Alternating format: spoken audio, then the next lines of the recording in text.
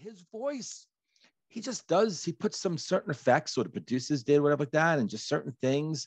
And like on this song, I just love, like, you know, it's like, you know, with that bass guitar and the drums, you know, you know, and then you hear him going, la la la la la Yeah. la la la la la la la la la, you know, and I just love way better than that. How dare you talk about his voice? You suck. Yeah. Well, let's put it this way. I haven't quit my day job. Yeah, exactly. He did. Yeah. And he carved out a name for himself and some pretty cool stuff. It's showtime, folks.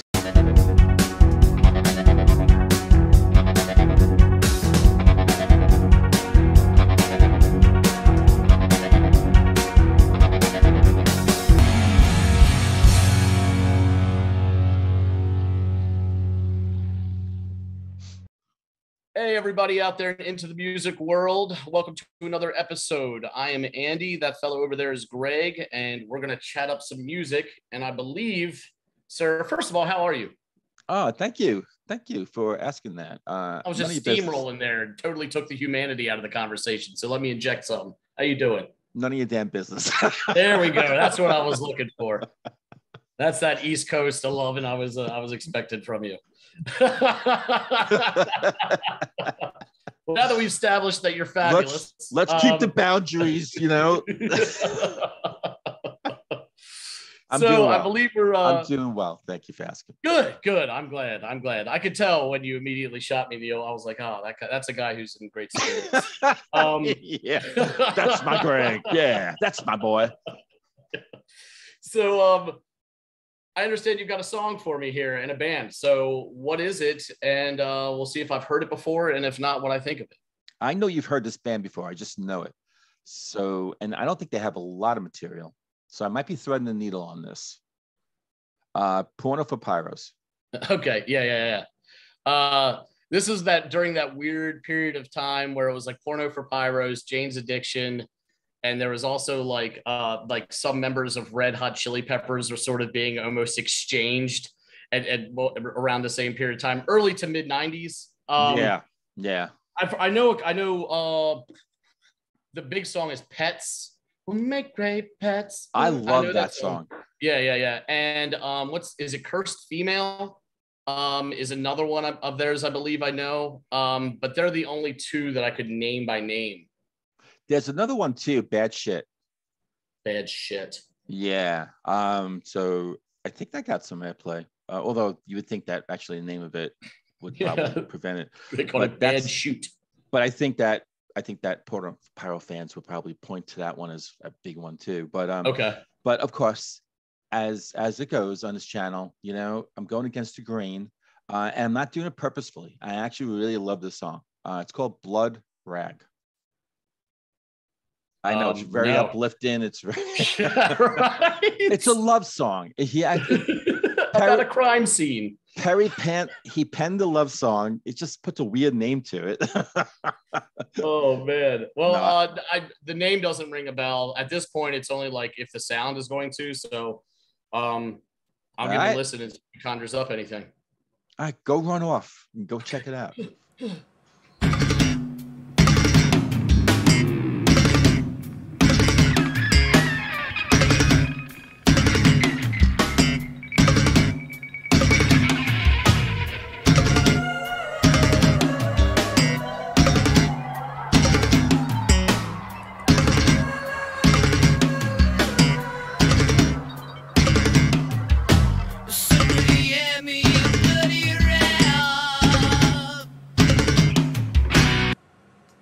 This is giving me like Primus, Mr. Bungle type vibes. I wasn't expecting this. Let's go on.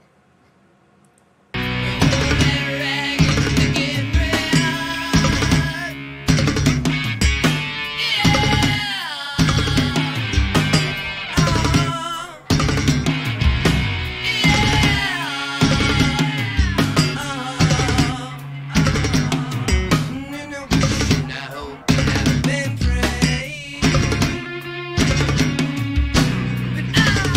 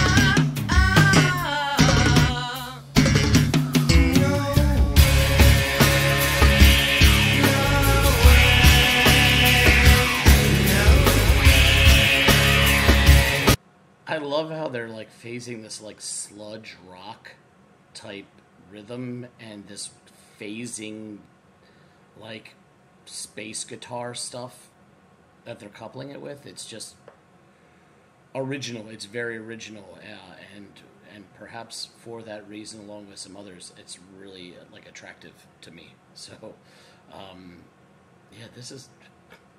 I use this word a lot, and it's usually just a way of me saying I like it. But this is truly an interesting sound that these guys are tapping into. It's not completely foreign to, but you don't. It's not completely foreign to me, but you don't hear it often. You know, this isn't. You're not turning on the radio and being like, ah, yes, this. So yeah, let's keep going. I'm digging the funkiness of all this.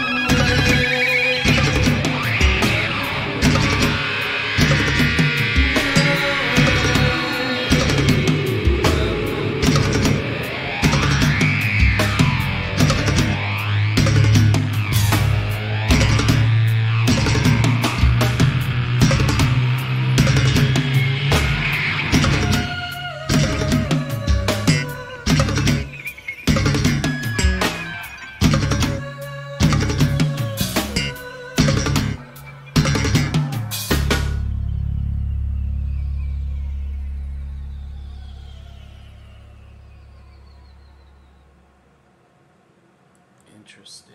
Yeah. Oh, wow. Okay.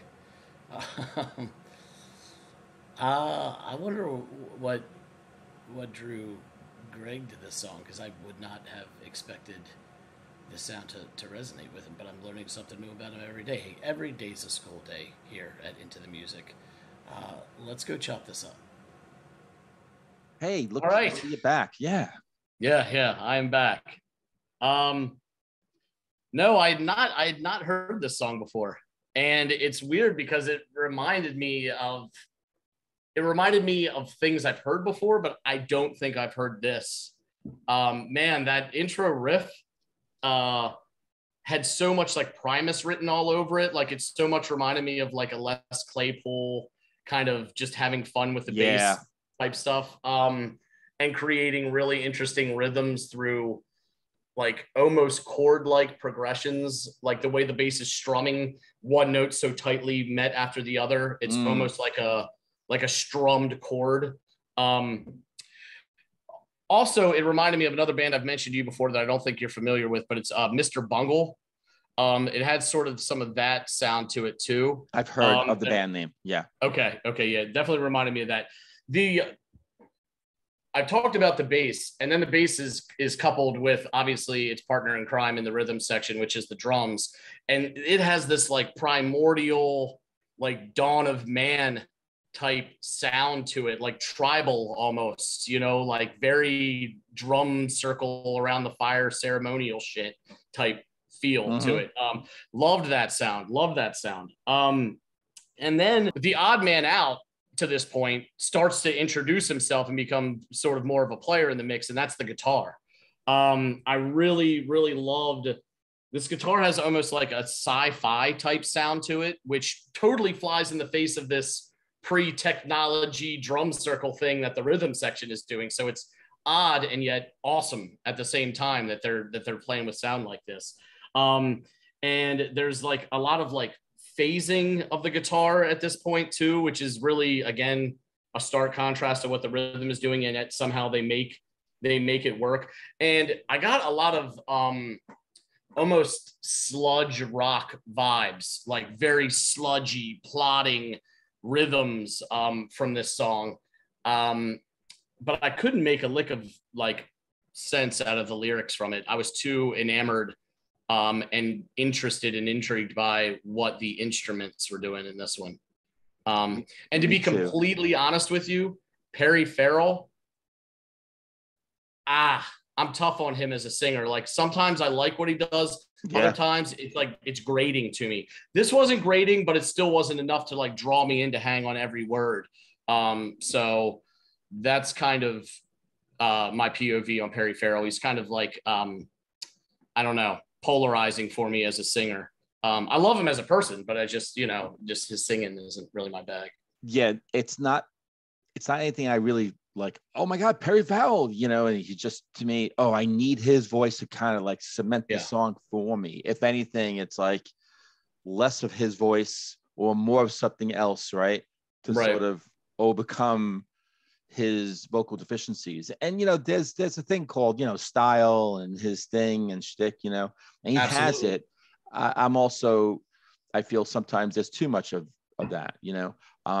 That said, there's something about this album. So the eponymous sort of Porno for Pyros, 1992, I think it was recorded into early 1993 and then released in 1993. And like you said before, on the other side, Jane's Addiction, and those guys started to break up. Dave Navarro was having addiction problems, another guy too. And so material that they were working on as Jane's Addiction continued with some other additions, making up Porno for Pyros. Okay. And that's Perry Farrell, Stephen Perkins, who was drums, Peter DeStefano, who's guitar, and then bassist Martin Lenoble. And so those guys rounded out and became Porno for Pyros. And there's just something about on this album, almost every song, and it shocked the hell out of me. I brought it because of Pets. It was one of those that I just, I was lazy. I love the song so much. And sometimes, it's like, how do you just get that single? And I think in the 90s, it's like, you don't really have 45s anymore, right? So it's like, how do you get that, and I love that song so much. I'm like, I'll just splurge. I'll just get the album, this CD. And to my surprise, I mean, because Jane's Addiction was sort of like, good stuff, some really good stuff. There's that, what's that song with the dogs barking in the background? Oh God, yeah. Yeah. Been Caught Stealing. Yeah, that's a great song. Yeah. And again, his voice, but just the energy and the guitar work and just, oh my God. I mean, that's so good. And yet this album is just like from beginning to end. I love this album. And his voice, he puts some certain effects, or the producers did, whatever like that, and just certain things. And like on this song, I just love, like, it's like, with that bass guitar and the drums, and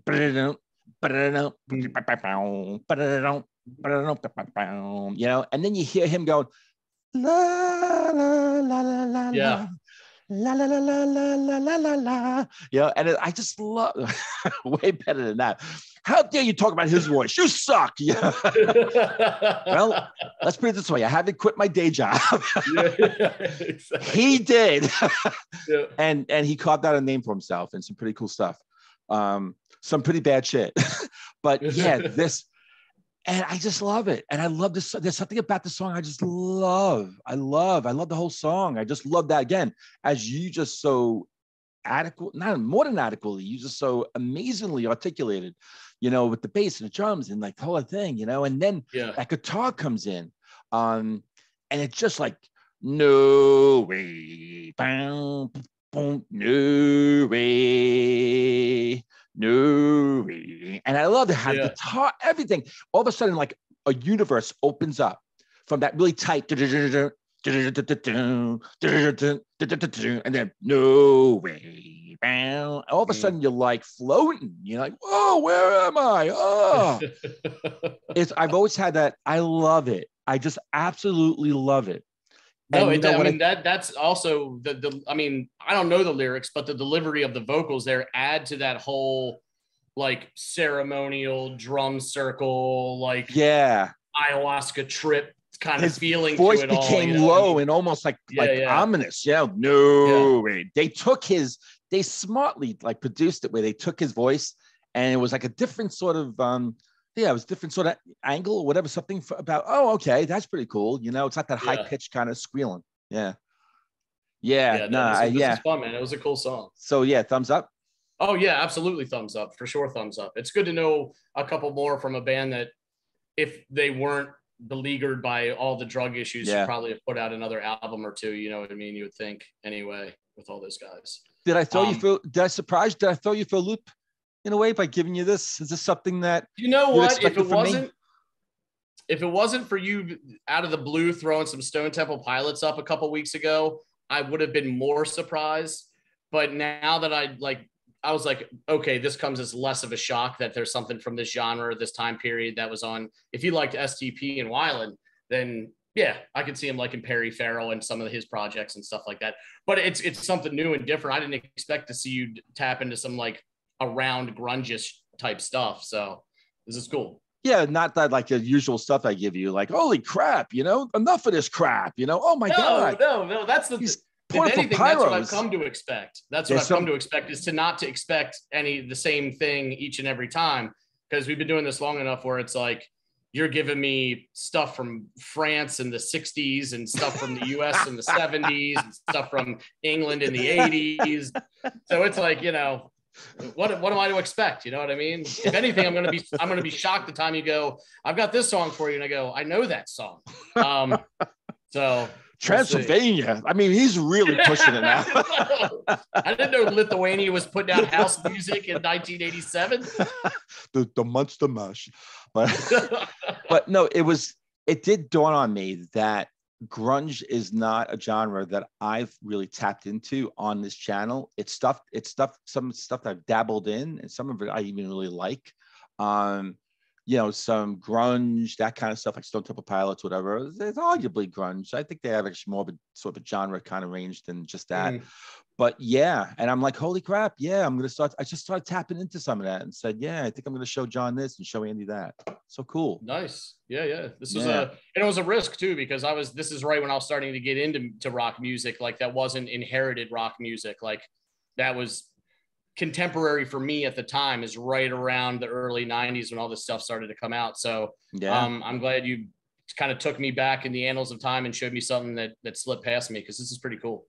Yeah, now I'm going to get into my poker playlist. There's some pretty cool stuff in there, man. Talk about surprises. And I'll wait to watch you and John react to that. Yeah, well said, sir. Well played. Well played. All right. Well, yeah, sure. Let me do just that. Hey, everybody out there. Thank you guys so much for watching. Feel free to like, share, and subscribe. Hit the comments if you have anything to say about Perry Farrell, Porno for Pyros, or any of the role players therein. And until the next time, we'll see you on the next episode of Into the Music.